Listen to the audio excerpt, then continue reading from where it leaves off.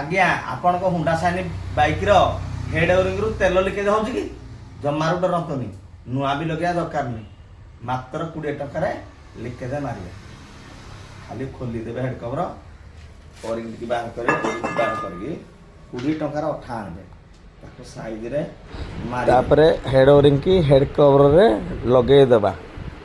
ଆଉ ହେଡ୍ ଓରିଂ ଉପରେ ଆଉ ଟିକେ ଟିକେ ଅଠା ଦେଇକି ତାକୁ ଭଲରେ ସାଇଜ୍ କରିଦେବା।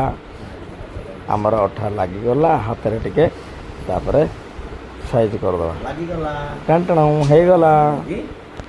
ତାପରେ ହେଡ୍ କଭରକୁ ନେଇକି ହେଡ୍ ଉପରେ ଚିପକେଇ ଦେବା, ଭଲରେ ସେଣ୍ଟର କରିକି ଲଗେଇଦେବା। ତାପରେ ହେଡ୍ କଭର ଉପର ବୋଲ୍ଟ ଦୁଇଟି ଲଗେଇଦେବା, ଲଗେଇ ଦେଇକି 10 ନମ୍ବର ଟ୍ରିରେ ଫୁଲ୍ ତେଟି ମାରିଦେବା। ଆଉ ଭାଇ ଲିକେଜ୍ ଜମା ଛୁଟ ତ ବାହାରିବନି ଆଉ।